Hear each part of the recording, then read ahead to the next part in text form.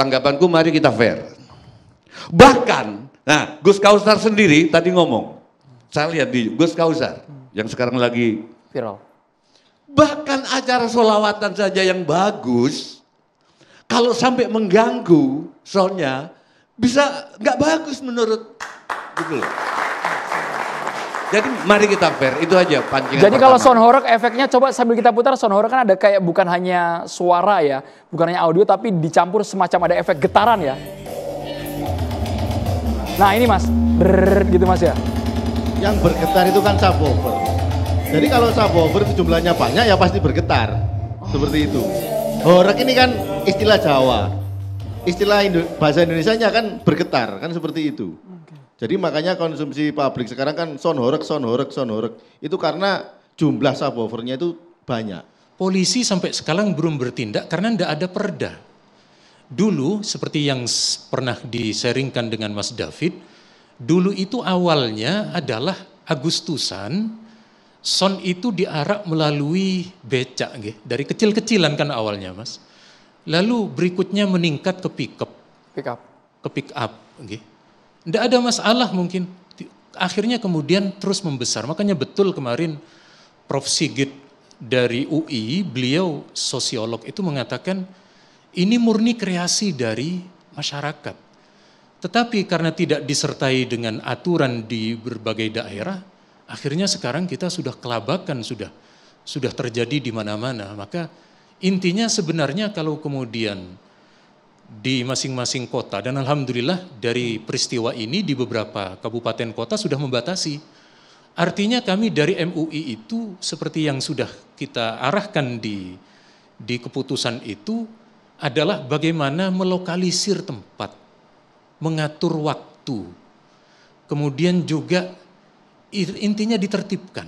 Sama seperti dulu ketika ada konser musik, terserah. Ya, persepsi soal musik macam-macam. Menurut Salafi haram mutlak. Menurut kami 4 mazhab yang versi kami itu tergantung ada unsur keharamannya apa enggak. Jadi sebenarnya sound horeg ini masih boleh? Apakah memang sudah final ini haram? Jadi, atau dengan catatan? Haram dengan catatan gitu Pak. Di keputusan fatwa MUI dengan catatan. Ya, dengan catatan desibelnya tidak sampai pada taraf mengganggu di atas desibel tadi.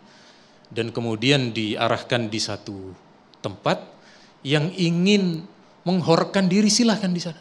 Tapi tolong jangan di masyarakat umum yang ada anak di bawah usia 1 tahun, orang tua yang punya penyakit jantung, orang tua yang pernah menjadi veteran perang ketika mendengar dentuman, di rumah itu kemudian keluarganya yang susah. Karena dia teringat dengan traumatik peperangan di masa lalu. Gus Rofi, komentar lu ada syarat dan ketentuan, jadi tidak secara umum fatwa haram MUI untuk sound horeg.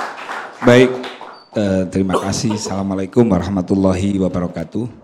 Waalaikumsalam warahmatullahi wabarakatuh. Saya bisa menarik kesimpulan ya.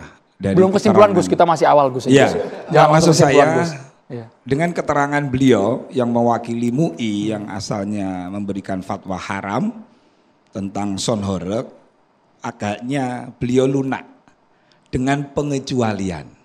Itu artinya teman-teman sound horeg di Jawa Timur khususnya harus terus berkarya, tentu dengan catatan. Selama tidak ada unsur pidananya, saya kira sound horeg harus tetap jalan. Karena apa? Sound horeg yang saya amati, saya di Kediri, itu dapat mempersatukan loh.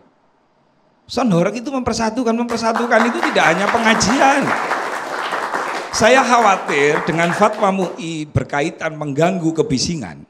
Nanti sholawatan Habib saya itu bisa kena loh. Kabupaten Malang. Anggota saya itu 1.200 rental sound.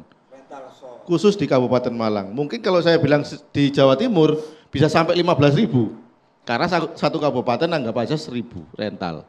Real. Ini. Jadi maksud Mas David ketika ada cap haram tersebut akan ngefek banget ke semua anggota? Pasti sangat ngefek. Cuman ya itu tadi kita kembalikan lagi, kita mau diatur tapi jangan dilarang. Hati-hati, saya boleh ke Ustadz Dery Sulaiman selaku musisi juga yang sudah akrab dengan suara bising, suara keras, mungkin suara metal ya Ustadz Dery. Lihat fenomena sound horeg gimana Ustadz?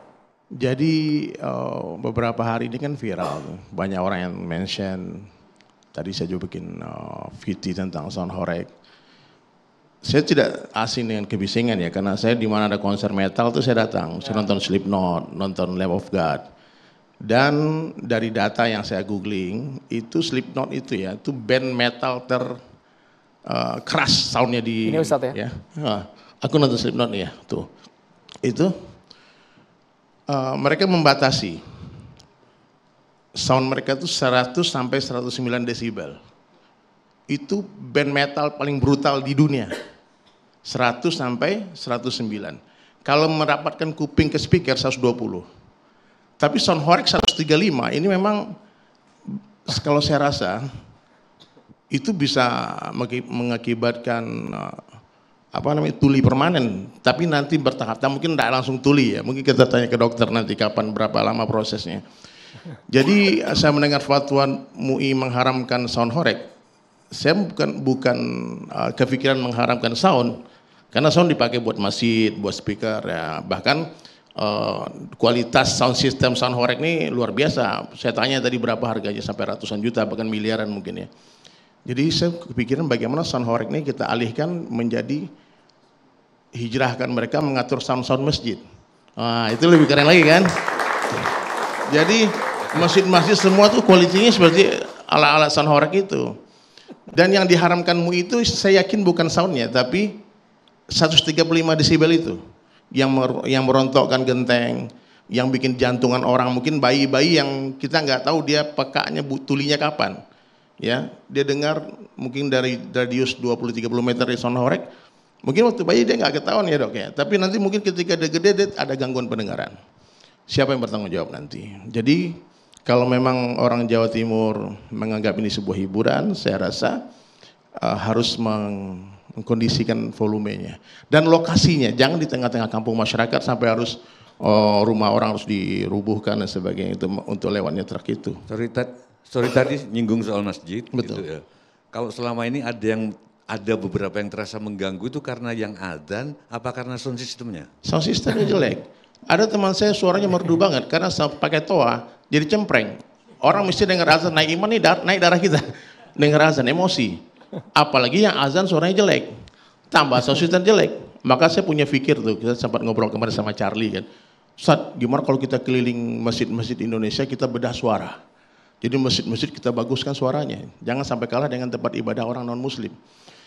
Jadi saya bilang, jadi persoalannya nih Mbah ya, memang kualitas sound system masjid itu jelek, ini kalau masalah masjid tadi ya, sehingga banyak orang yang merasa terganggu dengan azan, bahkan untuk acara-acara yang pengumuman, pengajian ibu-ibu pakai speaker luar, pakai mic luar itu mengganggu, itu jelas, tapi ada aturannya pakai ya. Jadi saya rasa dari majelis kita ini akan ketemu jalan tengahnya, yang suka Soundhoreg, kita tentukan di mana lokasinya, jangan sembarangan. Kayak konser metal kan di stadion, bahkan ada di ruang tertutup kan.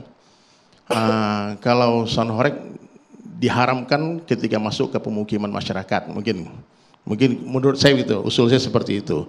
Terus diharamkan kalau lebih dari 100 desibel. 120 itu udah parah banget. Apalagi kalau sampai 135 itu dahsyat itu bang. Sampai genteng rontok itu tuh nggak main-main loh. Itu keras banget loh. Saya pernah satu kali papasan Mas Soundhoreg waktu lagi safari dakwah. Itu kalau kita lewat sebentar, emang happy kayaknya orang joget-joget kan. Wah keren kali nih. Apalagi lagi battle kan. Tapi kalau 1 jam di depan itu saya rasa orang yang bertanya udah tuli betul-betul tuli itu. Ada gangguan pendengaran itu.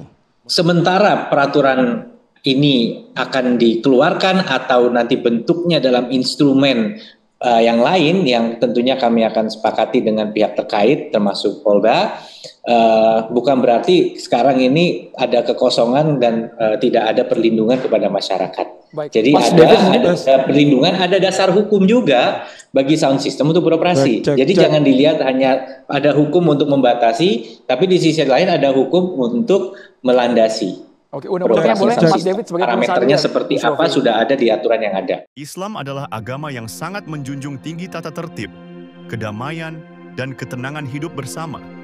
Karena itu, segala bentuk gangguan terhadap ketertiban umum dan kenyamanan orang lain sangat dilarang dalam ajaran Islam. Rasulullah SAW bersabda, seorang Muslim adalah orang yang mana orang-orang Muslim lainnya selamat dari gangguan lisan dan tangannya. Hadis riwayat Bukhari dan Muslim. Hadis ini menunjukkan bahwa mengganggu orang lain, baik dengan ucapan maupun perbuatan, adalah ciri orang yang tidak sempurna keislamannya. Gangguan bisa berupa suara keras di malam hari, mengganggu tetangga, membuat keributan di tempat umum, atau bahkan mengganggu konsentrasi orang lain saat ibadah. Islam sangat menganjurkan akhlak mulia. Menjaga ketertiban berarti menghormati hak orang lain untuk hidup tenang, merasa aman, dan tidak terganggu. Allah Subhanahu wa Ta'ala berfirman, "Dan orang-orang yang menyakiti orang-orang mukmin dan mukminat tanpa kesalahan yang mereka perbuat, maka sungguh mereka telah memikul kebohongan dan dosa yang nyata." Quran Surat Al-Ahzab ayat 58. Gangguan yang kita anggap kecil bisa menjadi dosa besar jika mengusik ketenangan banyak orang atau dilakukan terus-menerus. Saudaraku sekalian, menjadi muslim yang baik bukan hanya rajin ibadah, tapi juga menjadi pribadi yang tidak merugikan orang lain, apalagi mengganggu ketertiban umum. Kita diperintahkan untuk menjaga diri, menjaga lingkungan, dan menjaga kenyamanan bersama. Semoga Allah menjadikan kita pribadi yang santun, damai, dan menjaga ketertiban, serta dijauhkan dari sifat yang meresahkan orang lain.